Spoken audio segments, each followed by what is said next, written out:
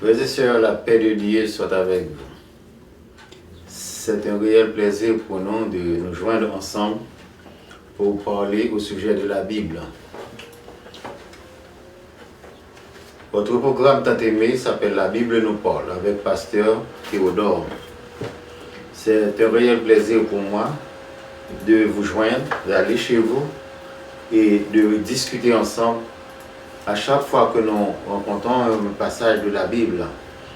Un sujet très intéressant qui parle de la Bible, parfois des sujets mal envisagés ou parfois un sujet mal qu'on comprend mal. Mais la Bible nous parle est là pour vous éclairer. Vous pouvez m'éclairer aussi lorsque vous envoyez des suggestions, des demandes, des conseils. Nous avons tant de questions et tant de personnes qui nous écrivent et nous ne pouvons pas les répondre tout d'un coup, mais au fur et à mesure que nous pouvons arriver à votre question. Avant de commencer le sujet de cet après-midi, nous aimerions vous demander de subscribe, de nous partager, parce qu'il faut que vous preniez part aussi au travail. C'est en partageant et en subscribant que vous pouvez répondre. C'est la seule façon pour vous de dire Amen et de faire comprendre, pas à moi, mais à Dieu, que vous acceptez la semence. Parce qu'à chaque fois que vous écoutez un message de la Bible nous parle, c'est une semence spirituelle que vous déposez dans votre grenier. Donc, il y a des personnes aussi qui ne savent pas qui est la Bible nous parle, ce qu'est la Bible nous parle. Nous vous demandons de nous aider à propager la parole, parce que c'est un commandement que Dieu avait passé. Allez par tout le monde prêcher la bonne nouvelle, et c'est là que vous pouvez faire aux autres connaître le Christ. Donc, nous vous demandons de subscribe, de partager et de like. Faites-le à présent avant que vous oubliez à faire. Parce que la parole est très importante. Il ne faut pas la gaspiller. Si vous ne partagez pas et si vous n'invitez pas, si vous ne parlez pas à un ami de la Bible nous parle, ça veut dire que vous gaspillez la parole ou vous la retenez pour vous seul. Le sujet de cet après-midi se trouve dans Ésaïe 8. J'espère que vous pouvez nous rejoindre. Si vous avez votre Bible en main, j'espère que vous pouvez regarder avec nous dans Ésaïe 8, et c'est le verset 14 et 15. Ésaïe 8, versets 14 et 15. Vous pouvez regarder avec nous. C'est un sujet très intéressant aujourd'hui. Un sujet que beaucoup de personnes seront intéressées à comprendre. Ésaïe 8, à partir du verset 14, les versets 14 et 15. Je lis les versets pour vous, et si vous avez votre Bible en main, j'espère que vous pouvez regarder avec nous. Le sujet de cet après-midi, c'est Jésus, un sanctuaire, une pierre d'achoppement et un rocher de scandale. Ésaïe 8, à partir du verset 14, nous allons discuter sur ces versets.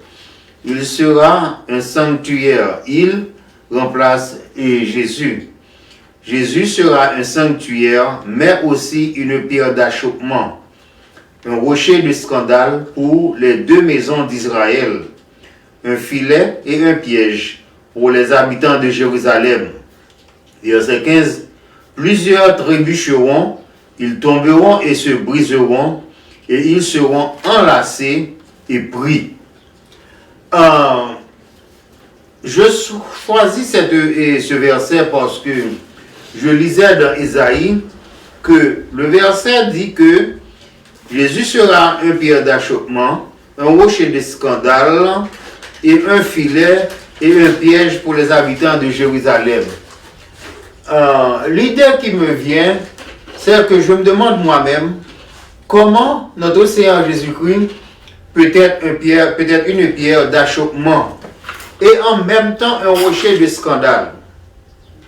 Si nous voulons décrire une pierre d'achoppement, c'est-à-dire que c'est une pierre qui peut causer beaucoup de problèmes, qui peut causer beaucoup de difficultés, et qui est un obstacle sur la vie du chrétien, et qui provoque l'incompréhension et vient d'empêcher la confusion d'un accord entre deux particuliers. C'est ça la description d'une pierre d'achoppement. La pierre d'achoppement cause des difficultés, des obstacles, et elle peut provoquer l'incompréhension et empêcher la conclusion d'un accord entre les deux parties. Par exemple, s'il y a deux parties, comme par exemple dans notre pays, il y a plusieurs accords.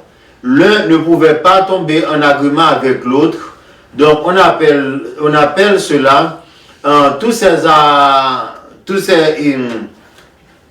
ces accords-là sont des pierres d'achoppement. Parce que avec ces accords-là, le pays ne peut pas être progressé.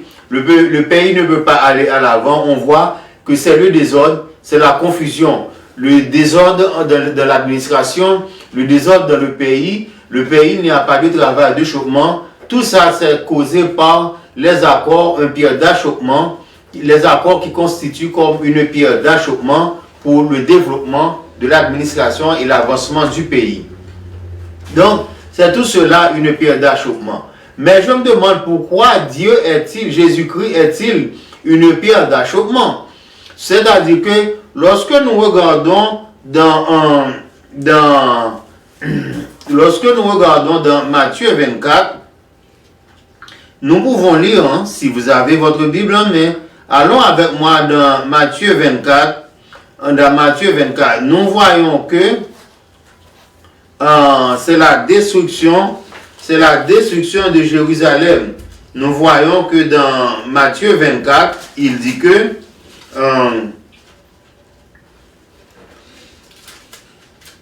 dans Matthieu 24, il dit que Jésus-Christ sera une pierre on parle de l'avènement de la destruction de Jérusalem et l'avènement du Fils de l'homme.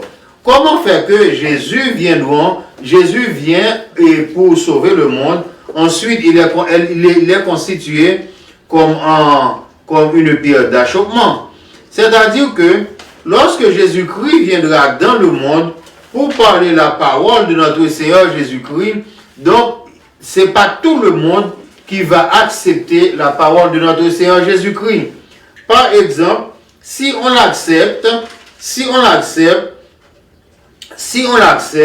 on voit qu'on l'accepte de leur façon. Si ça ne va pas à leur façon, donc les gens, l'assemblée ou les frères ne vont pas accepter cette parole parce que ça ne va pas être dans leur propre intérêt.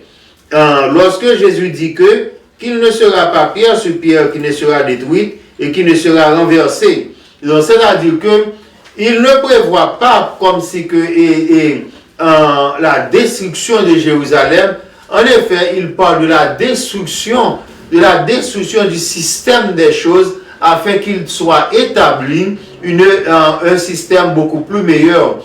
Rappelez-vous bien, lorsque Jésus-Christ avait créé le monde, il n'avait pas créé le monde pour qu'il existait tant de difficultés. Alors, le monde ne peut pas être continué comme tel. Donc, c'est-à-dire qu'il parle de la destruction de Jérusalem. Et ce Jérusalem-là qu'il parle de la destruction, ce n'est pas Jérusalem qui est en Israël, c'est Jérusalem de notre cœur. Les Jérusalem et du monde actuel. Jérusalem du monde actuel, ce n'est pas Jérusalem qui est en Israël, mais c'est le système des choses qui va être complètement détruit. Parce que lorsque vous regardez à présent, les hommes ne croient pas à la parole de Dieu, ils se croient en eux-mêmes. Donc toutes ces choses-là, avant l'avènement et du Fils de l'homme, toutes ces choses vont être détruites au jour même de son avènement. Dans Matthieu 24, à partir du verset 4 à 5, on peut voir que Jésus leur répondit, prenez garde que personne ne vous séduise. Et prenez garde que personne ne vous séduise, car plusieurs viendront sous mon nom, disant que c'est moi qui suis le Christ.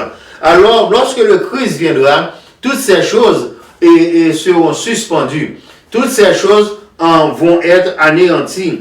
Donc, et c'est pour cela que, puisque les hommes savent qu'il va être une période d'achoppement, c'est la raison pour laquelle ils cherchent à dérouter les chrétiens. Car plusieurs viendront sous mon nom en disant, c'est moi qui suis le Christ, et ils séduiront beaucoup de gens.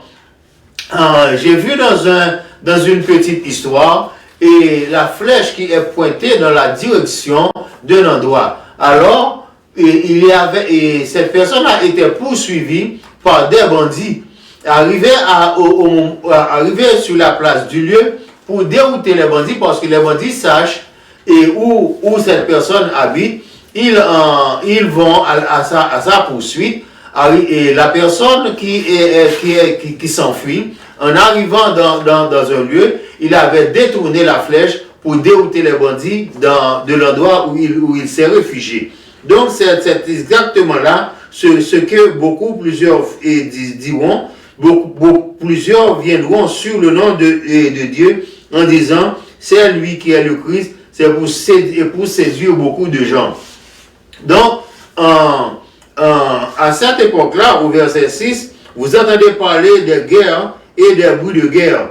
Il dit, gardez-vous d'être troublés. Ce n'est pas Dieu qui vont causer des occasions-là, mais il dit que c'est à ce moment-là que viendra le Fils de l'homme. Alors que ce n'est pas la guerre, ce n'est pas des bruits de guerre qui vont préparer l'avènement de notre Seigneur Jésus-Christ, mais c'est dit que lorsque le monde s'approchera à sa fin, alors le système des choses, c'est l'homme même qui va décrire comment va finir les choses. Alors que à ce moment-là, Jésus dit que c'est à ce moment-là qu'il est en route et qu'il va venir. Il dit que vous entendrez parler des guerres et des bruits de guerre. Gardez-vous d'être troublés, car il faut que ces choses arrivent. Mais encore, ce ne sera pas la fin. C'est-à-dire que tout ce que vous entendez là, à présent, dans le monde, une nation s'élève contre une nation, la Russie contre l'Ukraine, l'Israël contre les Palestiniens. Donc, il y a beaucoup d'autres pays dans le monde arabe et tout ce qui se passe dans notre pays. Donc, Jésus dit que ce n'est pas encore la fin. Mais si ce que nous voyons à présent, que la Bible dit que ce n'est pas encore la fin, on peut nous poser cette question, comment sera la fin? Sera-t-elle plus terrible ou je ne sais pas que ça va de mieux en mieux, mais je pense que ça va de mal en pire. Donc voilà, et voilà que pour préparer l'avènement de notre Seigneur Jésus-Christ. Et Matthieu 24 nous dit quoi? Alors on vous livrera autrement et on vous fera mourir. C'est là qu'il dit qu'il sera une période d'achoppement. Alors pour la parole de Dieu, au verset 9, on vous livrera autrement et on vous fera mourir. Et vous serez haïs de toutes les nations à cause de mon nom. Lorsque la Bible dit, vous serez haïs de toutes les nations, ça ne veut pas dire qu'on va être haïs par toute l'Europe, par tout et le Moyen-Orient, par tout ceci ou par tout cela, alors que Jésus-Christ parle aussi que vous serez haïs par tout le monde, c'est-à-dire que par la nation qui ne connaissent pas Dieu. même si toutes les nations réunies ensemble, mais des personnes de chaque nation peut former la nation chrétienne, la nation de Christ. Donc voilà, lorsque Jésus parle des nations, Jésus-Christ ne vient pas parle pas de toutes les nations, il parle aussi de deux nations. Parce que Christ reconnaît que deux nations seulement, la nation chrétienne et la nation païenne. Alors parmi toutes les nations du monde, l'un et l'autre peuvent former la nation chrétienne. Donc il parle aussi de deux nations. À cause de son nom, vous serez haïs par la nation satanique, par la nation du monde, par la nation qui ne connaît pas Christ. Donc voilà. Et à cause de Christ, nous avons déjà vu, et ce n'est pas nouveau, qu'il y a des pays qui tuent et qui poursuivent les chrétiens. Et ce n'est pas nouveau. Depuis l'époque de Jésus-Christ, les chrétiens étaient toujours dans le marronnage à cause du nom du Christ. Donc, c'est aussi une période d'achoppement. C'est de cette période d'achoppement que Jésus en parle. Mais à cause, par exemple, au verset 12, il dit, parce que l'iniquité sera accrue, donc cette période d'achoppement sera tellement causée, tant de tracas, pour le nom de notre Seigneur Jésus-Christ, il y aura l'iniquité. L'iniquité sera accrue et la charité du plus grand nombre se refroidira. Donc c'est ce que nous voyons dans le monde actuel. Il y a tant de crimes, il y a tant de guerres, c'est parce que la charité du plus grand nombre est refroidie.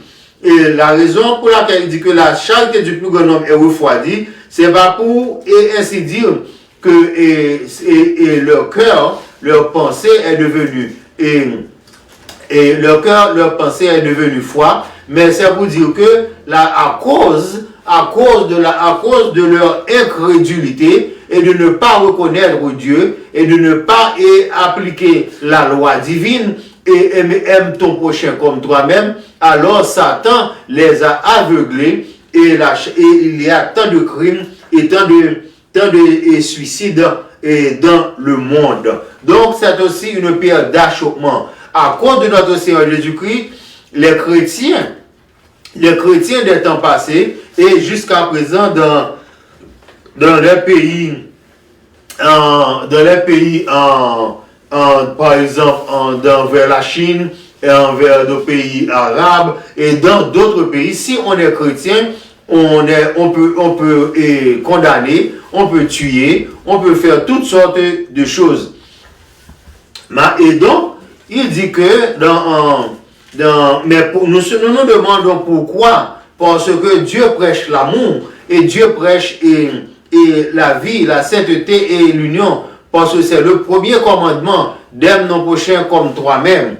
Donc, nous voyons que c'est là que Jésus-Christ dit que il y aura une famille, dans une famille, il y avoir des bouleversements, on peut vous haïr, on peut vous chasser de la famille aussi, parce que si vous êtes chrétien et l'autre n'est pas chrétien, lorsque vous fredonnez un chant chrétien ou vous lisez la Bible, c'est aussi des contrariétés pour le reste de la maisonnée.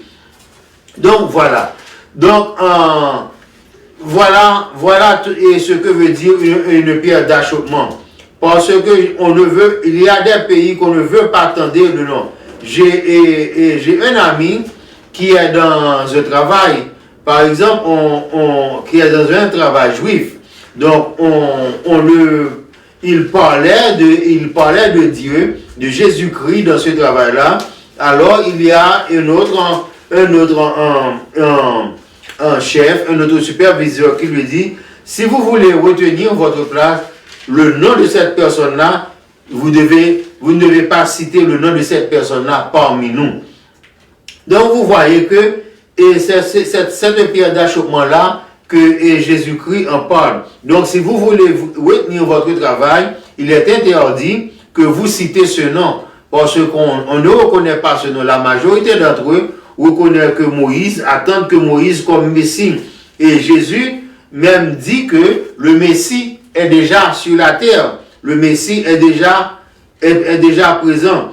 Car il dit que partout, ce n'est pas nouveau. La Bible avait dit, comme dans Matthieu 10, à partir du verset 25 et à partir du verset 34, ne croyez pas que je suis venu apporter la paix sur la terre. Je ne suis pas venu apporter la paix, mais l'épée. L'épée ici, c'est le synonyme de la guerre. Ce n'est pas de la guerre entre l'Irak et l'Iran, entre la Russie et l'autre pays, et l'Ukraine, entre la guerre à l'aide du bulldozer, des chars blindés. Mais il dit, je ne suis pas venu apporter la paix, mais l'épée. L'épée, c'est-à-dire que la parole de Dieu et la parole de la Bible est une épée à deux tranchantes et qui peut ouvrir ceinture et os et moelle. Donc, une épée à deux tranchants, c'est-à-dire que on peut, lorsque vous parlez de la parole de Dieu, on peut vous chasser de la maison. Lorsque vous parlez de la parole de Dieu, ça peut blesser l'ennemi et ça peut blesser la personne qui n'aime pas Dieu. Mais il ne vient pas apporter la paix, mais l'épée. Car je suis venu mettre la division entre l'homme et son père, entre la fille et sa mère, entre la belle-mère, entre la belle-fille et sa belle-mère. C'est là qu'il est la pierre d'achoppement. Et l'homme aura pour ennemi les gens de sa maison. Parce que si que le mari est chrétien, la femme n'est pas chrétienne, donc il y a toujours des disanis, il y a toujours des chuchotements. Mais pourquoi elle va à l'église? Mais pourquoi elle me lève? Pourquoi elle ne reste pas avec moi? Pourquoi elle ne fait pas la nourriture? Quoi elle va faire là-bas? Donc, la Bible dit, là, c'est aussi une pierre d'achoppement. Et il dit, celui qui aime son père ou sa mère plus que moi n'est pas digne de moi. Donc, il ne dit pas de ne pas respecter père et mère, mais il dit, au contraire, de vivre avec eux, même si qu'ils n'aiment pas, et même si qu'ils ne vous aiment pas, à cause de la parole de notre Seigneur Jésus-Christ. Donc, il dit, pour celui qui ne prend pas sa croix et ne me suit pas, n'est pas digne de moi. Ça veut dire, à cause de cette pierre d'achoppement que vous avez dans votre maison, à cause de la parole de Jésus-Christ, donc, si vous ne refusez pas de vous mettre du côté de notre Seigneur Jésus-Christ, alors c'est une pierre d'achoppement, qui est un obstacle sur votre chemin. Donc, rappelez-vous bien que dans mon dernier message, j'avais parlé de la pierre angulaire. La pierre angulaire, c'est la pierre qui est placée,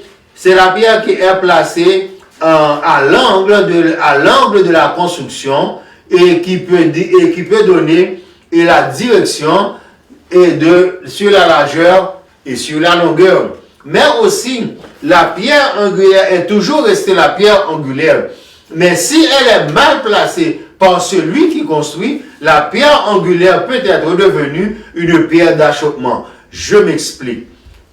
C'est-à-dire que même si on a une bonne pierre angulaire qui est solide, si la pierre angulaire est mal placée, je dis que si la pierre angulaire est mal placée, en parlant de Jésus-Christ et de la parole, si moi qui place la pierre n'est pas placé en symétrie, c'est-à-dire que l'édifice va être écroulé. Donc l'édifice que vous et moi êtes en train de construire, c'est l'église. C'est l'église.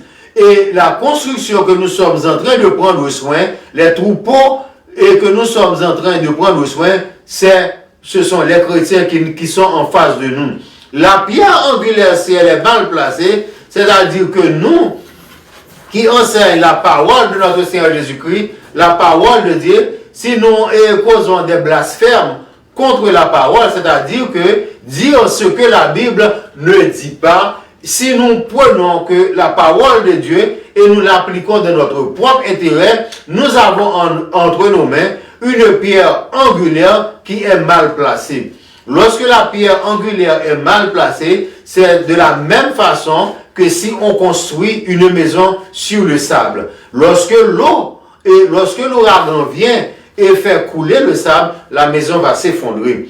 C'est-à-dire que si notre église, notre foyer et notre assemblée n'est pas bien fondée, n'est pas bien bâtie sur la pierre angulaire qui est Jésus-Christ, nous faisons un travail désastreux. C'est-à-dire que nous devons toujours, et lorsque Jésus-Christ vous dit, et vous êtes les sarments et il est le cep, si vous restez attachés au sarment et vous portez beaucoup de fruits. C'est de la même façon, si la pierre angulaire est bien placée, donc la maison construite sur laquelle qui est l'église, qui sont les temples, je dis les temples, c'est pour vous dire que les croyants, parce que chaque croyant est le temple du Seigneur, chaque croyant est un pieu placé dans l'église, chaque croyant a une place importante dans l'église. Alors, le mortier qui fait soutenir et la pierre angulaire, c'est la parole de Dieu, c'est la parole de notre Seigneur Jésus-Christ.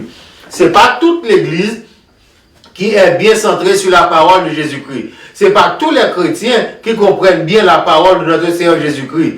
Par exemple, lorsque Jésus-Christ était allé auprès de la femme samaritaine et il avait demandé de l'eau, et lorsque Jésus-Christ disait, si vous connaissez celui qui parle avec vous, vous-même, vous pourrez lui demander de l'eau et il vous donnera une eau qui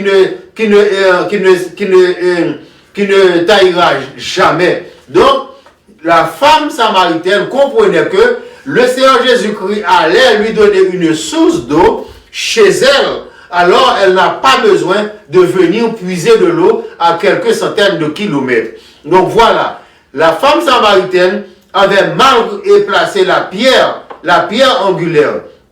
Donc, elle voyait l'importance de la pierre angulaire bien après que Jésus-Christ lui avait dit qu'elle avait 7 maris. Alors, c'est là qu'il avait compris que Jésus-Christ était un devin. Donc, pas seulement ça, mais elle avait foi, elle allait dans le village et attirait les autres. C'est là qu'elle avait semé la parole. C'est la raison pour laquelle que je vous dis, si vous ne vous abonnez pas et vous ne partagez pas, vous ne semez pas la parole. Si vous gardez la parole pour vous-même, ça ne va pas être porté du fruit. La femme samaritaine était retournée dans le village, avait appelé les autres, viens entendre, viens voir un homme qui m'avait dit tout mon passé. Donc là elle était allée apporter l'eau de la parole dans tout le voisinage. Donc c'est là que Jésus-Christ est la pierre angulaire. La pierre angulaire de l'édifice n'est autre qu'une pierre qui est à l'angle et qui donne l'aliment sur la longueur et l'aliment aussi sur la largeur. C'est la pierre maîtresse de l'édifice qui devait soutenir la charpente de l'édifice. La maison construite, si la maison est rectangulaire ou carrée, la maison peut avoir 4 pierres angulaires. Une pierre à chaque corner, à chaque angle. Alors, sur ces pierres angulaires est reposé tout le poids de l'édifice. Et les poteaux qui sont placés dans le milieu, entre les 2 poteaux angulaires, s'appellent les poteaux de support. Voilà, les poteaux de support. La pierre angulaire, pour les chrétiens, c'est la parole de Dieu, c'est la Bible. L'église doit être fondée sur la Bible. Si l'église n'est pas fondée sur la Bible, elle est mal fondée. Si l'église prêche pour faire plaire à la congrégation, l'église, la pierre angulaire est mal placée. Si l'église est fondée pour son propre intérêt personnel, la pierre angulaire est mal fondée. C'est-à-dire cette église-là n'est pas fondée sur la pierre solide. Et Jésus-Christ en connaît, parce que dans l'Apocalypse, il dit que je connais tes œuvres. Je sais que tu as abandonné ton premier amour. Abandonner ton premier amour, c'est-à-dire que tu as on a fait face là avec une pierre d'achoppement parce que on ne parle pas de la façon que Jésus-Christ avait et vous demande d'enseigner à son peuple, d'enseigner à son troupeau. Et il dit que il a les yeux sur les églises. Il dit qu'il connaît là où vous êtes. Il connaît que vous avez abandonné vos premiers amours. Il connaît tout et tout au sujet de l'église. Rappelez-vous bien, si vous faites une congrégation dans votre maison, vous avez 2 ou 3 personnes réunies dans le nom de notre Seigneur Jésus-Christ et vous l'appelez l'église. Jésus-Christ est le maître. Il est le superviseur de toutes les églises. Que ce soit église légale, que ce soit l'église qui n'est pas légale. Jésus-Christ est le superviseur. Donc, si vous butez sur cette pierre, donc la pierre angulaire est devenue pour vous une pierre d'achoppement. Une pierre d'achoppement. Rappelez-vous bien et ce qu'il avait dit dans Ésaïe 58, là où nous étions, Ésaïe 58, et à partir du verset 14, je crois, Ésaïe 8, enfin 58, Ésaïe 8, à partir du verset 14, voyons avec moi ce qu'il dit.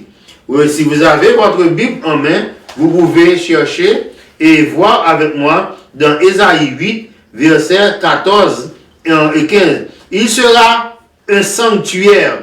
Mais comment il sera un sanctuaire, une pierre d'achoppement, un rocher de scandale. Mais il est un pierre, Jésus-Christ est un pierre d'achoppement et un rocher scandale. Comment est-il un rocher scandale à la même fois, en même temps?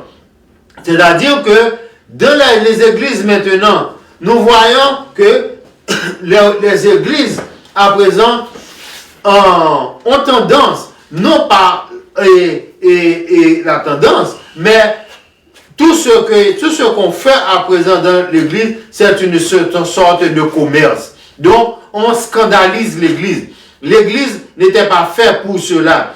L'église est faite pour adorer, pour magnifier, pour donner gloire ensemble. Parce que pour réunir toutes les nations dans le nom de notre Seigneur Jésus-Christ, une sorte de propagation. Mais qu'est-ce qu'on voit que l'Église est devenue à présent? L'Église est devenue comme une gaguerre, là où l'on fait battre et les coqs. Donc voilà ce qu'est devenue l'Église. L'Église n'est pas ce qu'elle était avant. Dans l'église primitive, on ne voit pas à présent la trace de l'église primitive.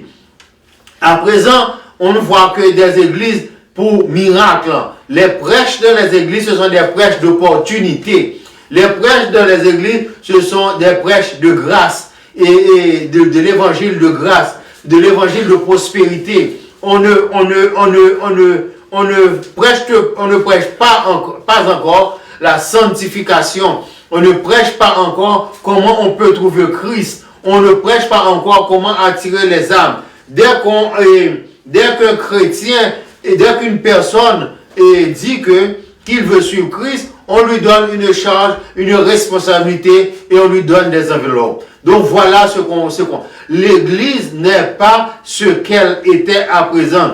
Longtemps, l'Église était forte. Longtemps, l'Église était centrée sur la parole. Maintenant, il n'y a plus de la parole dans l'Église, mes amis. Il n'y a plus de la parole. Des personnes improvisées, des personnes qui ne sont pas préparées, des personnes qui ne comparent pas les Écritures. La Bible demande, il faut comparer l'Écriture. Ce n'est pas ce qu'on voit dans la Bible. On voit la première pensée qui vient à la tête. Non, c'est pas ça. La Bible demande qu'il faut comparer les Écritures avec les Écritures. Par exemple, lorsque les pharisiens demandent à Jésus-Christ des preuves, Jésus-Christ dit, aucune preuve ne leur sera donnée que celui du prophète Jonas. Celui du prophète Jonas, c'était que Jonas devait être allé dans une mission. Alors, la mer était tellement troublée Alors, on pensait que Jonas avait causé cela, on jetait Jonas dans l'eau. La Bible dit que aucun miracle ne leur sera fait que celui du prophète Jonas. On voit le poisson qui engloutit le prophète Jonas et le rejeta et sur le sable. Donc, le signe du prophète Jonas, c'était la mort et la résurrection de notre Seigneur Jésus-Christ.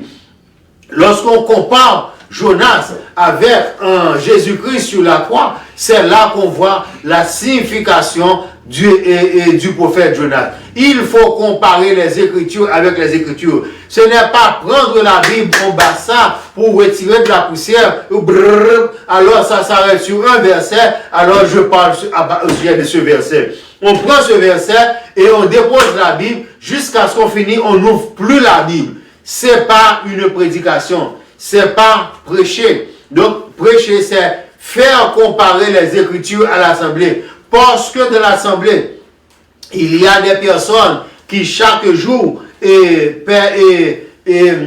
mettent à travailler et à la maison, au travail, et quand on vient, on est tout fatigué. Les chrétiens n'ouvrent pas leur Bible et très souvent. Donc parfois, c'est quand on vient à l'église, on doit profiter de leur faire voyager à travers les versets de la Bible. Et c'est là qu'ils apprennent de la Bible, c'est là qu'ils comprennent beaucoup la Bible.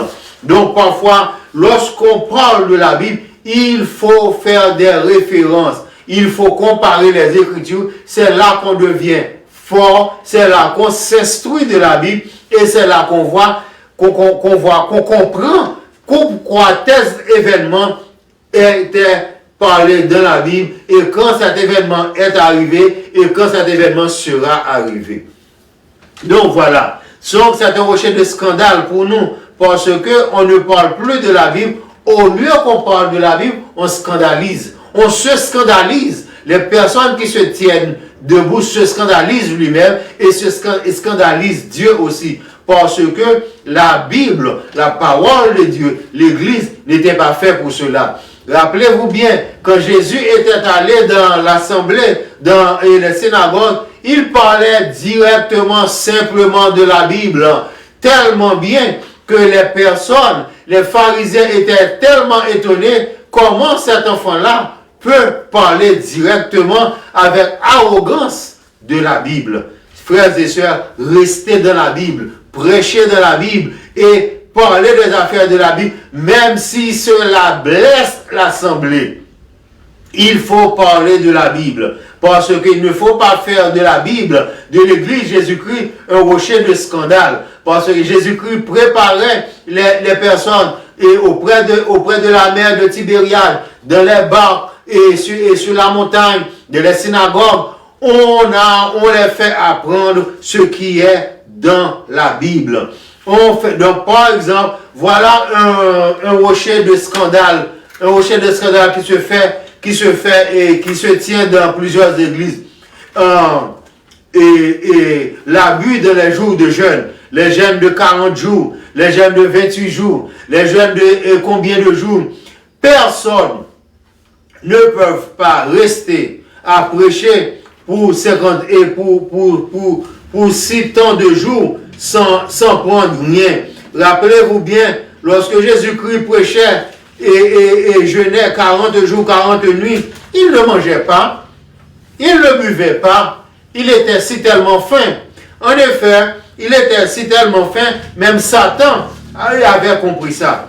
Parce que Satan lui avait tenté et lui avait demandé de ordonner ces pierres de devenir des pains.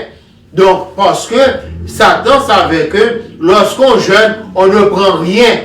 Mais maintenant, il y avait des jeûnes de 40 jours. On va chez soi, on mange, on boit, on se mêle dans toute autre chose qui ne regarde pas le jeûne. Et la Bible demande, est-ce que c'est là le jeûne que vous parlez? Si nous voulons faire un coup d'œil dans le vrai jeûne, et pour pouvoir jeûner, nous pouvons voir ça dans Ésaïe 58.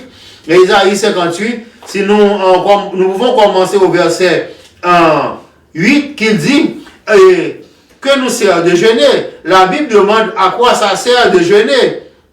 Et si tu ne le vois pas, est-ce que Powell, à quoi sert de jeûner? Tout ça qui a passé dans le jeûne, ce sont des façons pour un moyen d'intérêt, un moyen d'apporter de l'argent.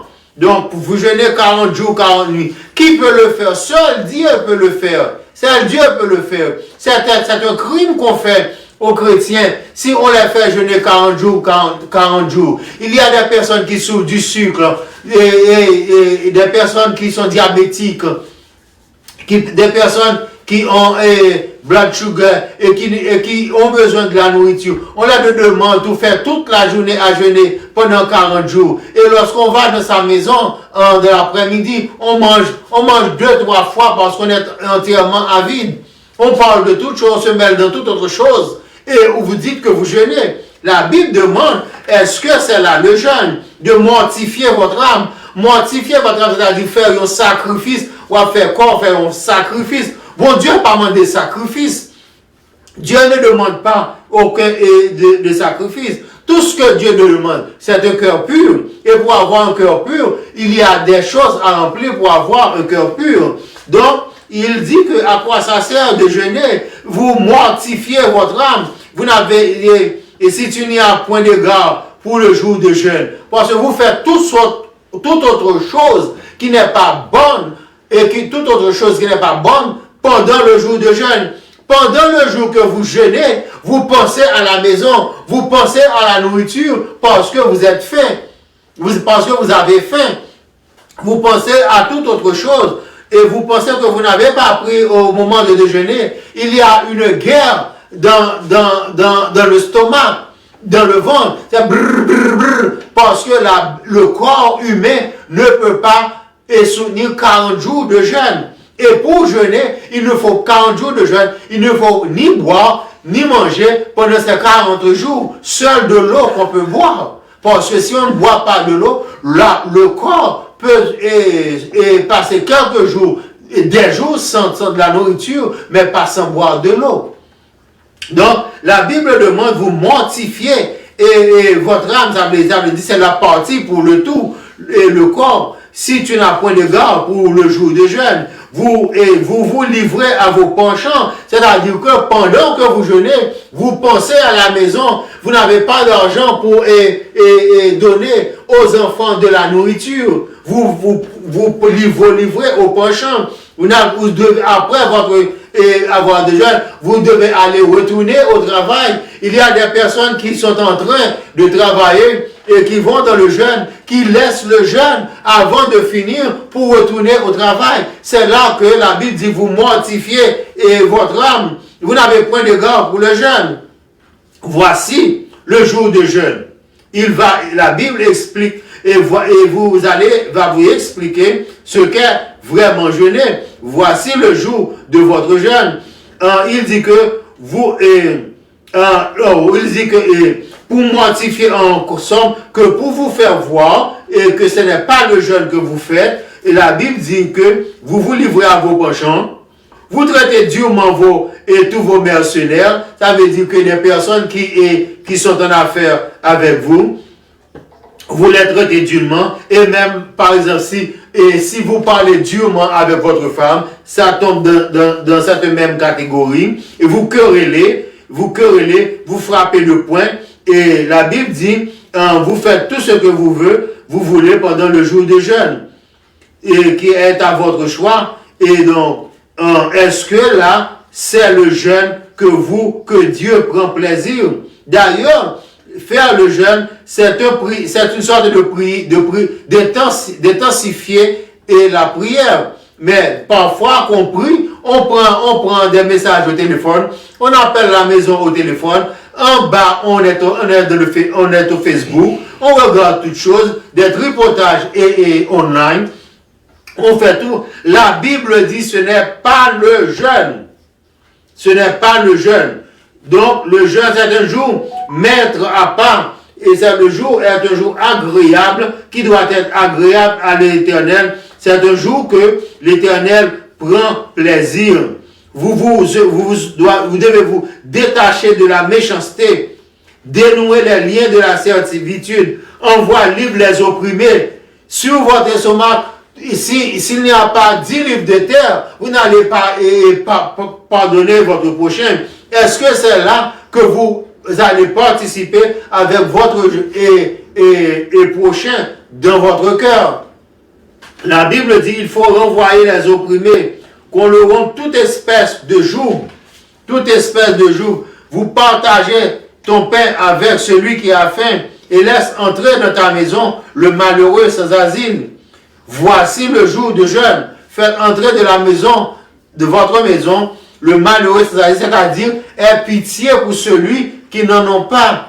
Parfois on s'endurcit le cœur quand le malheureux vous approche. Donc, voilà, Jésus dit que pour jeûner, si vous faites tout ça, vous n'avez pas besoin de passer les 40 jours, 40 nuits sur vos genoux. Donc, la Bible demande un cœur pur. C'est ça le jeûne. Un cœur pur. Priez Dieu, pardonnez votre frère. Donc, ayez un cœur pur. C'est ça le vrai jeûne. Donc, voilà. Et si vous ne faites pas cela, vous prenez la Bible et vous prenez Jésus comme un rocher de scandale. Non seulement vous prenez la Bible comme un rocher de scandale, vous vous scandalisez vous-même. Vous profanez le temple de Dieu. Le peuple de Dieu, il faut faire beaucoup attention. Il faut faire beaucoup attention avec ce que vous faites, avec ce que la Bible vous demande de faire, parce que ça va retourner contre vous. Donc la Bible dit, je connais tes œuvres, je connais tout ce que tu fais, reprends-toi d'où tu es tombé.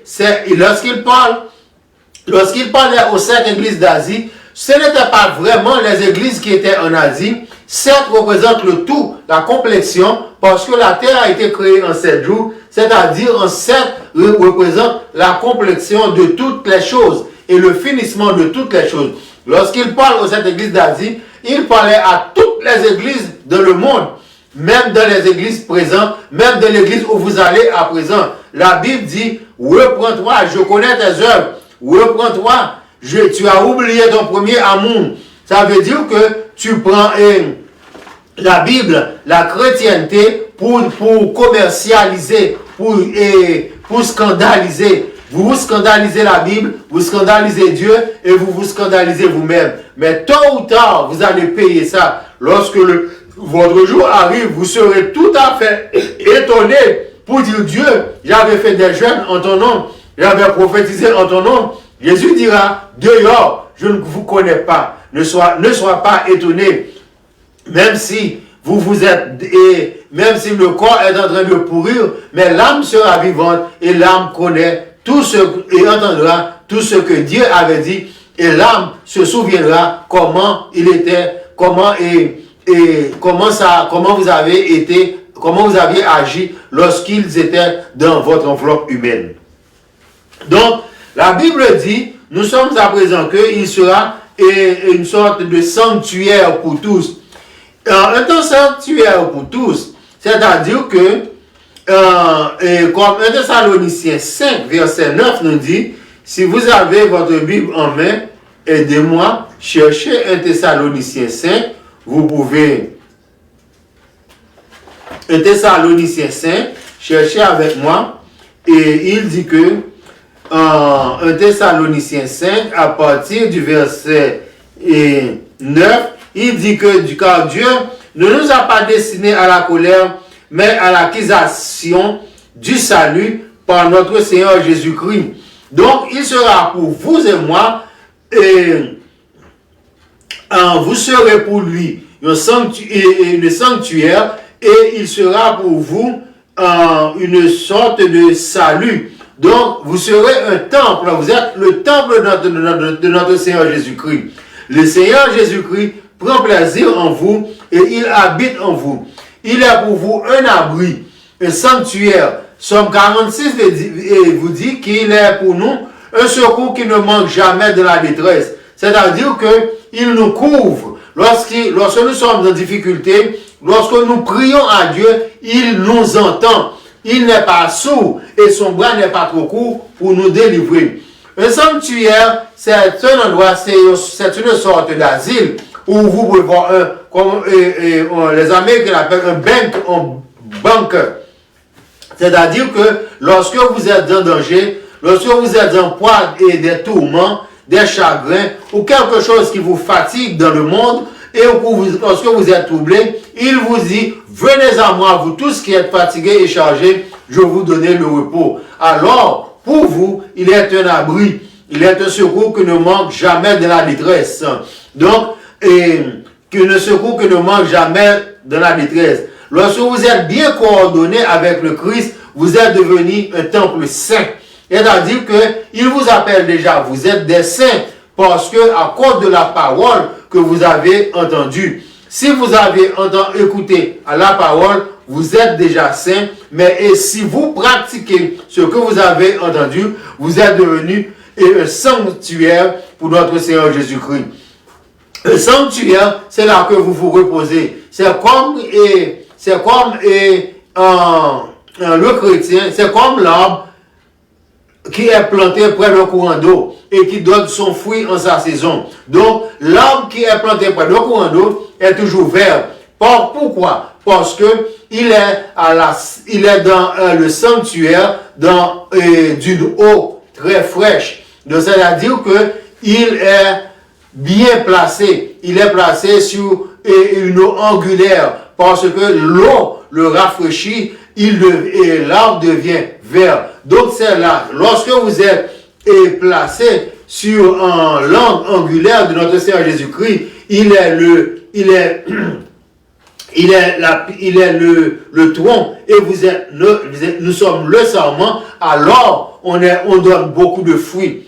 On peut donner beaucoup de fruits lorsque vous recevez la parole. Lorsque vous recevez la parole est une eau intarissable qui jaillit jusque de la vie éternelle. Et la parole, à présent, vous n'avez pas d'excuse. Vous avez entendu la parole à travers la Bible nous parle, et vous avez la Bible, votre Bible en main, et la Bible nous parle, et c'est son commitment pour vous prêcher la parole et vous expliquer ce que la Bible a réellement dit.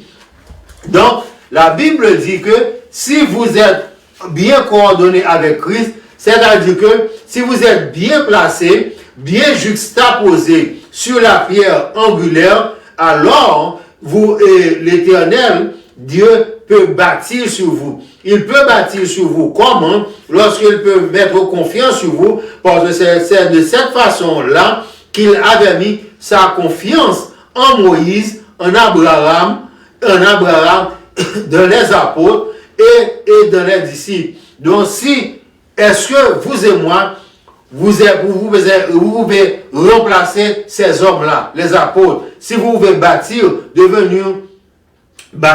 sur la pierre angulaire qui est Jésus-Christ, si vous pouvez devenir un sanctuaire pour notre Seigneur Jésus-Christ, alors Jésus-Christ, vous devez vous mettre en conformité avec Jésus-Christ, comme il dit dans Galates 20, vous devez être crucifiés avec lui.